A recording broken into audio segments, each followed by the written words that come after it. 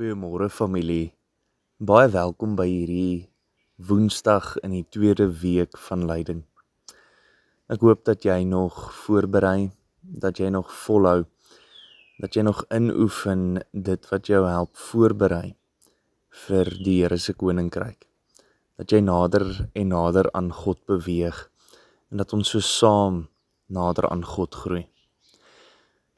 Vir vandag wil ek so 'n bietjie gesels met julle oor die gedagte van 'n sondelose sondaar. Nou dit klink na 'n vreemde konsep en dit klink na iets wat nie sin maak nie. Hoe kan ek 'n sondelose sondaar wees? In 1 Johannes, in die heel eerste hoofstuk, sien ons hoe die skrywer vir hierdie gemeenskap in Efese skryf en hy sê vir hulle, ons word verbind aan Christus. Ons word verbind aan Christus deur sy liggaam en deur sy bloed. Dit maak ons sondeloos, want hy het ons skoon gewas. Hy het ons nuut gemaak vir sy koninkryk.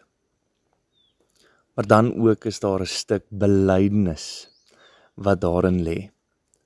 Dat ons aan mekaar ons tekortkominge, ons skulde, ons sondes sal bely, sodat ons mekaar verantwoordelik kan hou, maar ook aan kan moedig om heilig te word, om nader aan God te beweeg. En hierdeur die konsep van 'n nuwe identiteit wat die Christen mense aanneem, dit van sondelose sondaars. Mense wat bewus is van dit wat hulle tekort kom, dit wat hulle maak kort skiet van die glorie van God.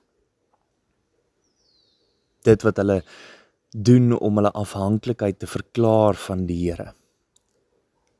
Maar ook so dan is ons skoon gewas deur die bloed van Christus. Word ons nuut gemaak om elke dag, elke oomblik van ons lewe vir die koninkryk uit te leef. Dis 'n manier wat Johannes gebruik om mense in te nooi in hierdie nuwe familie in. 'n Familie waar ons vir mekaar in die oë kan kyk en sê, ek weet jy is nie perfek nie. Ek weet jy het tekortkominge. Maar gaan lê die beheer neer. Gee oor aan God. Laat God die las dra. Want as God die las dra, dan word hierdie familie ongelooflik sterk.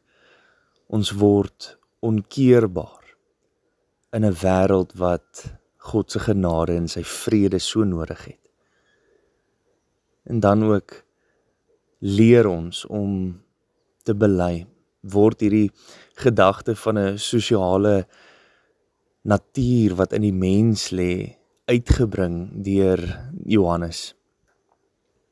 Dat ons in 'n familie van 'n klomp wildsvreemde mense 'n stuk identiteit kan vind in mekaar en kan sê, weet jy wat, ek weet jy's nie perfek nie, maar omdat jy soos ek jou afhanklikheid in God verklaar, weet ek wat jou tekortkominge is, en daarom kan ek jou bystaan, daarom kan ek vir jou intree wanneer dit nodig is, soos Christus vir ons almal ingetree het.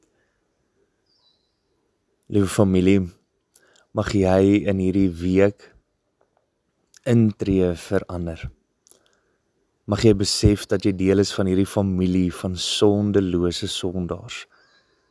Mense wat bely dat Christus hulle verlosser is, maar ook so kan erken dat Jesus hulle sondes van hulle kom verwyder het, so ver as wat die ooste is van die weste af. Dat hulle nuut gemaak is, en dat hulle 'n nuwe doel het in hierdie wêreld.